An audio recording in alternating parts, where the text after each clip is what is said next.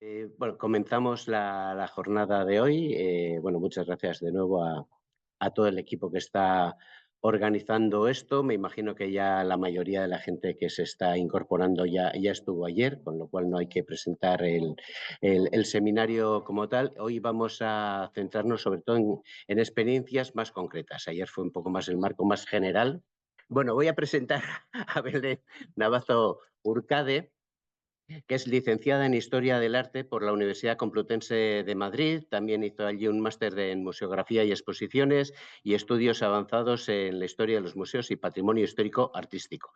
Por tanto, comenzó su carrera profesional en España, pero se ha trasladado a vivir a Noruega y hace una década que vive ahí y se ha centrado su labor en la gestión de colecciones. Inicialmente formó parte del equipo de colecciones de los museos de Rogaland, y desde 2019 se vinculó al Museo de Stavanger, bueno, no sé si se pronuncia así, ya nos lo dirá, y ocupa allí el cargo de responsable de gestión de las colecciones en el Museo Noruego de la Infancia.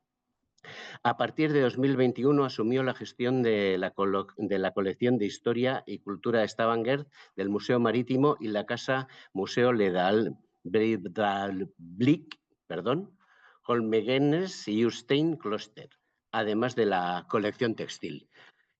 Bueno, pues con muchas ganas de escucharle y bueno, aunque esto se llama de expurgo, ayer creo que ya quedó claro que el expurgo no es una cosa arbitraria, sino que está muy ligada a los criterios de colección, de qué coleccionamos y en este caso también qué dejamos de coleccionar. Por eso es muy interesante conocer todos los procesos. Doy paso ya directamente a Belén. Bueno, pues buenos días a todos. Muchas gracias por darme la oportunidad de mostrar mi experiencia, de mostrar lo que hacemos en el norte de Europa, en especial a Maya, porque su presentación fue fundamental ayer. Creo que me ha ayudado mucho a enfocar la mía. Realmente tuve que hacer unas modificaciones de última hora ayer, pero creo que va a ser una buena, un buen cambio y habría agradecido tanto tener una presentación como esa cuando llegué aquí hace 10 años y estaba tanto por hacer. Antes de nada, voy a empezar a compartir pantalla, si lo hago bien.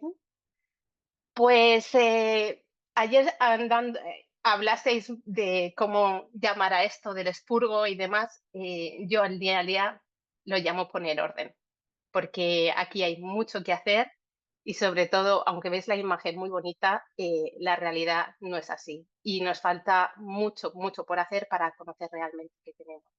Y es que os voy a contar un poquito rápido el contexto histórico en el que nos movemos aquí en Noruega, para que podáis entender qué me encuentro y cómo podemos hacer el proceso este de triaje de los fondos, de evaluación de fondos. Y es que Noruega es una nación relativamente joven, aunque ha alcanzado en los últimos el desarrollo económico y ahora se conoce como una de las potencias europeas y mundiales, casi que en el top 10.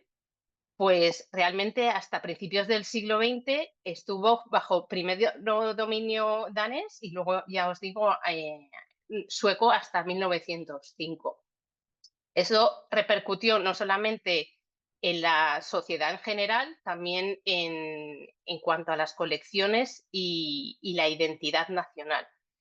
¿Qué pasó? En la época del romanticismo estaba en proceso de cambio entre estar bajo el dominio danés al sueco, surge el movimiento del nacionalromanticismo y allí la importancia de preservar la identidad. En ese momento es cuando empiezan de forma privada y muy local eh, a crearse colecciones, pero no sería casi hasta el final del siglo XIX, con el último rey sueco-noruego, Oscar II, cuando se inició una idea de museo folclórico noruego. Es el Norsk Folkemuseum, que está en Bygdøy, cerca de Oslo, y se situó en la residencia de verano de este caballero. Pero hay una cosa que yo personalmente echo mucho de menos. Y es que no había informes de nada o no se encuentran informes de cómo eran los museos o cómo se gestionaban hasta 1975. No sería hasta 1978 cuando se establece la primera ley de patrimonio cultural y a día de hoy no tenemos ley de museos. Ese es el patrimonio, oh, perdón, en el que nos encontramos. Eh, Esta ley quería también detallar que, a diferencia de lo que se encuentra en España, es una ley muy pequeñita. Deja, para mi gusto, bueno, para mi gusto no, pero muchos flecos, que es una arma de doble filo y sobre todo en esto de expurgo de colecciones. Pero cuando vienes de formación española y habiendo trabajado con colecciones en España y te encuentras con esto, hay veces que te encuentras muy solo o que no tienes un apoyo legal para realizar algunas de las actuaciones que tenemos que hacer. ¿Qué ocurrió? Llega el auge económico, el petróleo llega aquí en la Navidad de 1969 y hasta 1975 no se ponen un poco las cosas en orden como país moderno, tampoco porque no tenían recursos ni económicos ni personales. Y, perdón, eh, se ve que hay mucho interés. Al llegar esta época dorada, donde como se suele decir, se limpiaban con billetes de 500 coronas, uno de los soportes, de los primeros objetivos que tenían es el apoyo a la cultura y al patrimonio cultural. Y eso se traduce en la creación de nuevas colecciones, tanto públicas como privadas, pero sin un buen planteamiento. El Ministerio de Cultura empieza a dar ciertas subvenciones y, como vemos, en 1975 se contabilizaban casi 180 museos, en el año 2000, 500. Esto era una situación muy poco sostenible. Entonces se encarga una comisión de seguimiento y se inicia lo que se llama el proceso de modernización o el proceso de consolidación, que en lo que se centra es en conseguir centros museológicos, perdón, mucho más profesionalizados y fomentando el trabajo en equipo y así optimizando los recursos. ¿Qué va a ocurrir en el caso de... Esta es la última estadística que se ha publicado. En esta imagen veis que... a ver, voy a intentar... Oslo está aquí. Yo creo que soy el punto amarillo o, o este, creo. Pero hay muchísimos museos. En total se contabilizan 100 museos. En la actualidad solo 68 están bajo el Ministerio de Cultura, dependen directamente del Ministerio de Cultura. El resto somos locales o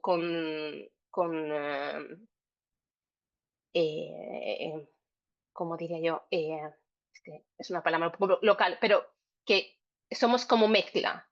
Dependemos parte del Ministerio de Cultura, pero sobre todo lo que es el apoyo económico es por parte de las diputaciones y los ayuntamientos.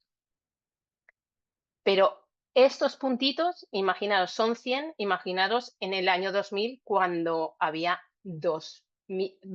500 museos. Como veis, un dato bastante llamativo. Pero ¿qué ocurre cuando reúnes 500 museos y pasan a ser 100? Pues que en realidad todos estos fondos pasan a estar en estos centros. ¿Qué va a ocurrir? Pues que tenemos mucho en poco espacio y muchas veces no bien documentado. Entonces, en la hora de el expurgo, pues es algo esencial. En medio de ese proceso de optimización, se publica en el 2009 por parte del Ministerio de Cultura el estudio sobre el estado de las colecciones de los museos de Noruega para ver cómo estaba la situación. En él se ponen en relieve las carencias a nivel nacional y se sugiere una serie de cambios en los que se destacan cuatro puntos, en el que, ante todo, aparece la evaluación de colecciones. Aquí, obviamente, Expurgo no se utiliza como palabra, se suele llamar siempre evaluación o revisión de colecciones. En este punto, además, se subraya que se necesita una mayor estandarización del modo de registro y de gestión y seguimiento de colecciones. ¿Qué pasa con esto? Pues que se necesita un personal más cualificado, un equipo de registro, alguien que sepa realmente cómo hacer este proceso, y en ese momento había muy poquitas personas formadas realmente en nuestro área, por lo cual se fomenta mucho el trabajo en equipo.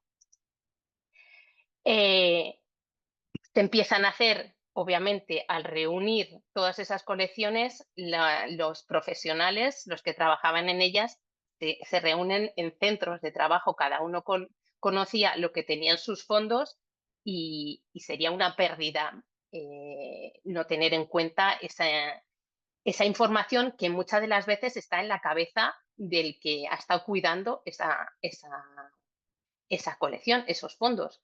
Con lo cual, la transición fue muy lenta o está siendo muy lenta, y no siempre se pierde algo por el camino. Algún fleco se nos va a perder, y con eso, desde mi punto de vista, es un gran fallo.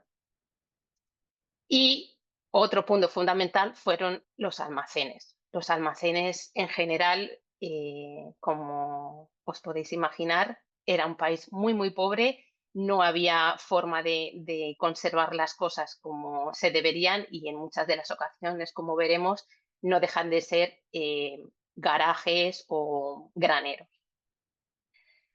Lo sorprendente en este punto, y es que aunque fue el Ministerio de Cultura quien pidió este estudio, es que no se hizo ningún plan nacional, con lo cual cada institución decidió buscar a su modo cómo alcanzar dichos objetivos. Entonces, ahí surgen las herramientas para la gestión y la evaluación de colecciones. Ayer Amaya nos presentó esta guía que la realizó el Museo de Bergen junto con los museos de Randsfjord y Oslo, y se apoya principalmente el método Spectrum, que es el método que se utiliza en Gran Bretaña. Por nuestro lado, en la zona de Rogaland, Haugaland Museum, que es uno de los museos de la región, utilizó como guías madre el método australiano y el de Países Bajos. En este nos apoyemos en métodos low cost y que no exijan muchos recursos, porque aquí no los tenemos, pero sobre todo herramientas y ejemplos muy prácticos para llevar a cabo esta evaluación de las colecciones. En la actualidad, estos son del 2016, quiere decir que en el 2009 se puso en conocimiento las carencias, hasta el 2016 no aparecieron ninguno de estos dos. ¿Qué ha pasado desde el 2016 a la actualidad? Pues la documentación la encontramos en una página web que se llama Samlingsnet. Samlings significa colecciones, y aquí encontramos tanto recursos nacionales como internacionales. Los vídeos de las posibles conferencias se cuelgan ahí, entonces es como nuestro libro, nuestra página web, perdón, de referencia ante cualquier duda. Pasamos a la profesionalización de los museos y, como digo, tampoco hay un plan nacional. ¿Qué ocurre? Pues cada museo hace lo que puede. Os voy a contar el caso de Rogaland, que es en el que yo estuve involucrada. No, perdón. Oslo estaría aquí aproximadamente, Kristiansand estaría aquí, y nosotros estamos en la costa, No sé si alguien conoce bastante bien Noruega. Eh, Creo que lo más conocido de mi región es el Prekestolen, es la montaña donde se ve desde arriba el fiordo y hay un vacío de 600 metros para abajo. Está aquí. Yo trabajo en esta zona. Aquí somos 5 museos según la región y los míos se concentran aquí y en unas islas que no se ven aquí. ¿Qué ocurrió? El caso de Rogaland se propuso el grupo de trabajo de representantes de los diferentes museos más la Diputación de Rogaland. Y se hizo un plan en 2 fases. Uno que sería evaluación de registro para conocer realmente la situación de las colecciones y después de más o menos saber lo que tenemos, pasa a la fase de conservación y restauración. Sí. A ver, Belén.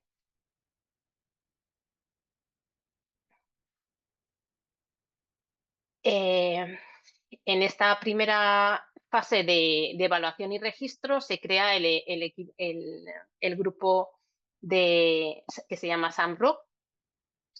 Trabajamos en periodos de 3 a 5 semanas para cada museo, con unos proyectos ya preestablecidos. Cada museo mandaba un informe de sus requerimientos y entre nosotros trazábamos un plan de viabilidad y al final de cada pequeño proyecto, el museo tenía un número o una categoría eh, bien registrada, controlada, digitalizada, almacenada y con el estado de conservación al día para, en su momento, si era necesario, pasar a manos del equipo de restauración. En esos 6 años que estuvimos activos, pasaron por nuestras manos más de 70.000 piezas que se evaluaron y registraron. Y no solamente aquí en la parte inferior somos los que participamos en este equipo.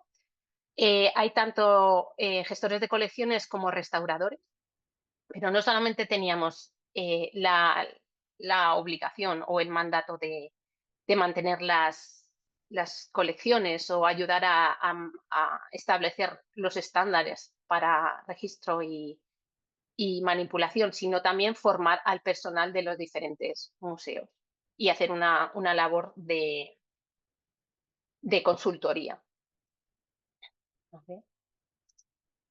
En la actualidad son los compañeros de conservación los que han tomado la batuta y los que también además siguen con esas labores de formación del personal de los museos con diferentes talleres. Ahora, por ejemplo, haciendo evaluación de colecciones, de repente nosotros nos encontramos con un documento de que fueron todas las colecciones hasta 1985 tratadas con pesticidas, con lo cual en algunos de nuestros almacenes ahora está prohibido entrar. Estamos en proceso de ver qué soluciones tomamos, porque no se toma la información de pesticidas en general, pero tenemos que analizar qué son, cuántos han sido, cómo han sido y cómo puede afectar a nuestro trabajo del día a día. Con lo cual, dentro de estos proyectos de evaluación, pues a veces nos encontramos no solamente información sobre los fondos, sino también sobre los tratamientos y las rutinas que ha habido en el museo. Antes trataba el tema de los almacenes. Los almacenes, como os digo, eran pequeñas reservas en muy malas condiciones. Aunque ahora se encuentran un poco mejor, continuamos con ciertos sitios donde los fondos están así, pero algunos museos de más envergadura sí que fueron afortunados y han realizado ex profeso algunos de los edificios. El inferior, este de aquí es ¿se ve? No. ¿Veis mi? No. Bueno. Este es el Anno Museum y es un centro de colecciones y restauración. Me recuerda un poco al Gordaiua en cuanto a concepto. En cambio, este superior es el que hizo Jan Muset, que una solución muy singular porque se construyó bajo el terreno siguiendo los principios de arquitectura pasiva y evitando a su vez impacto ambiental, ya que en esta zona eh, da a la costa y está cerca de una reserva de aves.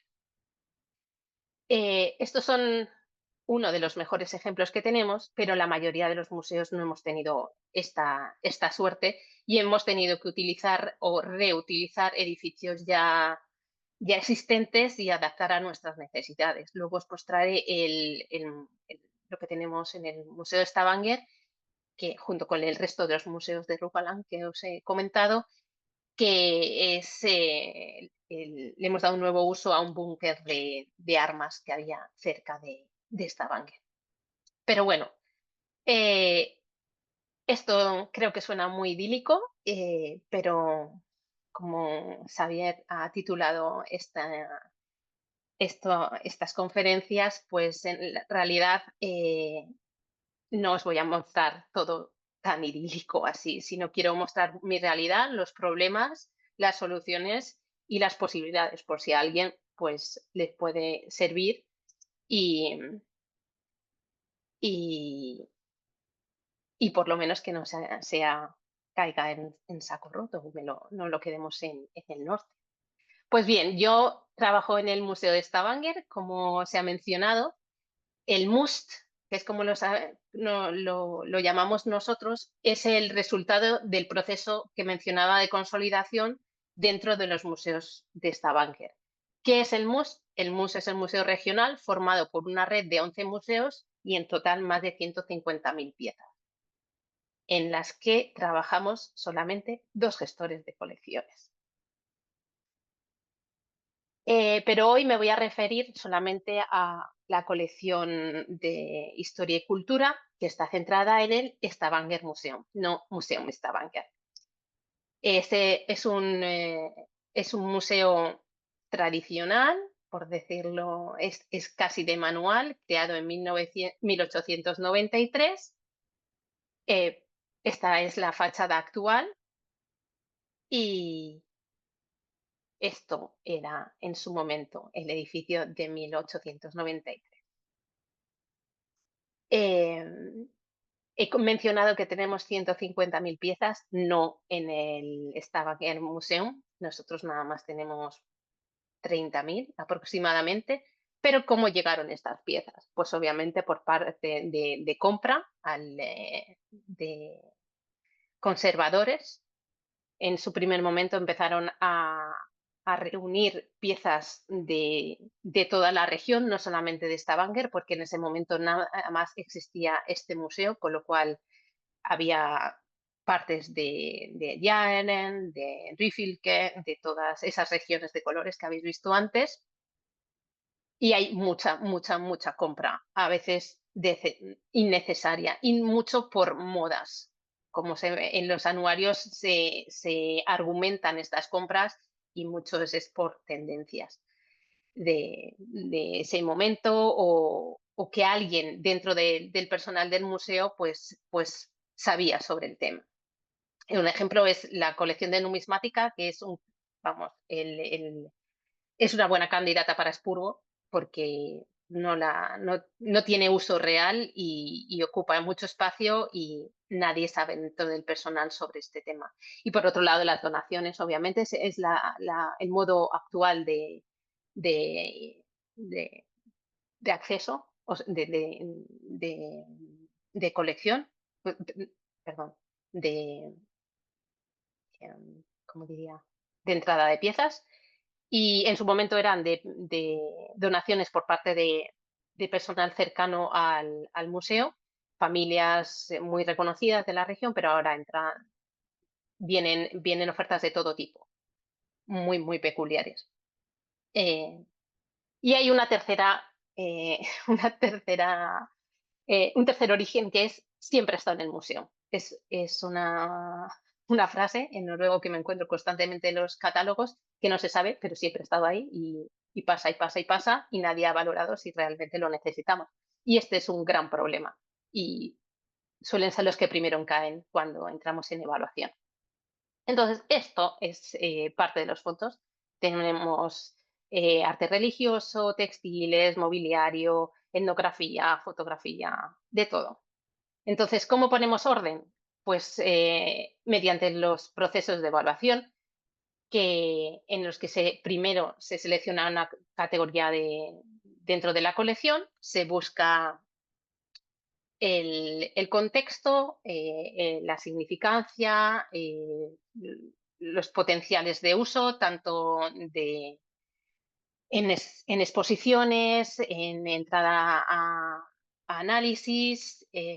Hay muchas, muchas veces que son causas externas las que nos hacen priorizar la elección de esa categoría. Posteriormente se reúne toda la documentación, aparte de, obviamente, las piezas, se hace una labor de recolección y por último se fotografía para identificarlas y se hace una evaluación de estado de conservación. Es un poco un método mixto entre el sistema de Bergen como el sistema de Haugeland Museum. Desde mi punto de vista es el que se adecua, no es perfecto, pero es el que a nosotros nos funciona. Pero esta es la teoría. Parece fácil, todos hubiéramos pensado más o menos lo mismo, pero la realidad es otra. Cuando me intento ir a la reunión de documentación, hay muchos, muchos soportes en los que han estado documentadas las piezas, con lo cual hay vacíos que nos hacen muy complicada la labor de encontrar esa significancia del objeto dentro del grupo que se ha elegido. Unos están en sobres, otros están en anotaciones sueltas, en carpetas de grupos de piezas, unas están por topónimos, otras están por fichitas dentro de fichitas, de todo un poquito. Un ejemplo sería, pues nos pidieron en mi formación sobre una puerta de estufa y yo me sentía dentro de las pruebas de Asterix, de subir y bajar encontrando cosas.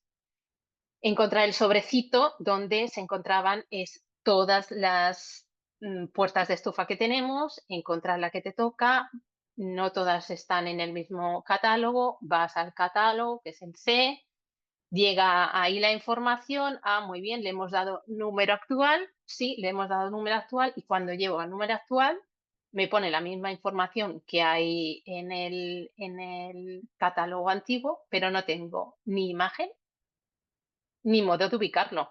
Con lo cual, me hubiera gustado poneros un final feliz, pero seguimos en la búsqueda de la placa. Y así muchas, muchas, muchas veces. Es un trabajo muy arduo, que en realidad lo que es la evaluación en sí toma muy poquito tiempo, pero la reunión de la información es muy lento encontrar todo. Pero a la vez nos tenemos el problema de los almacenes. Como os digo, nuestro almacén es un antiguo búnker dentro de, de una montaña. Compartimos con el resto de museos de Rogaland. Tenemos 5 almacenes según categoría y colección y a veces las piezas están marcadas, a veces no, a veces tiene un papelito, a veces no, a veces tienen el número de accesión según cómo ha entrado al museo.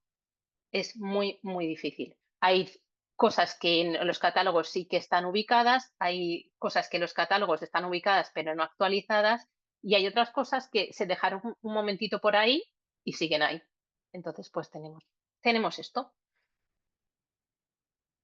Gracias a Dios, bueno, gracias a los presupuestos, ahora tengo que decir que estos almacenes tienen una persona dedicados a ellos. Se ha creado la figura del gestor de almacenes y poco a poco se va viendo la luz. Dentro del proceso de evaluación, el último paso sería la ubicación en almacenes y tener a alguien solamente responsable de eso ayuda muchísimo para seguir adelante para los siguientes eh, mm, proyectos. Pues nada, una vez que se tiene Se tiene toda la documentación, se analizan las piezas, se ponen en conjunto y se pueden dar 4 casos. El de permanencia, con lo cual continúa donde estamos. Si acaso pues, necesita fotos ya se las han tomado, no hay que hacer mucho más. Entra en entradas nuevas, se siglan, nuestra base de datos se llama Primus, no Domus, se embalan si es que no se van a estar en los almacenes del museo y se almacenan según los procedimientos que tenemos. Los que no entran en colección, pero que se pueden utilizar para otros fondos, para otros usos, pues normalmente va al departamento de educación. Y si no ha pasado ninguno de los filtros y no está en correcto estado, se procede a reportar al patronato y a la donación o destrucción. Y ahora llega un poquito para que veáis como los diferentes, nada, tres ejemplos de proyectos. Este era sobre sillas. Stavanger es una región donde ha habido mucha ebanistería y en general en Rogaland hay mucha tradición de carpintería, con lo cual teníamos sillas por todos los lados, no solamente en el Museo de Historia y Cultura. Entonces decidimos, este fue el primer gran proyecto que se hizo en el museo, que sería esta la categoría.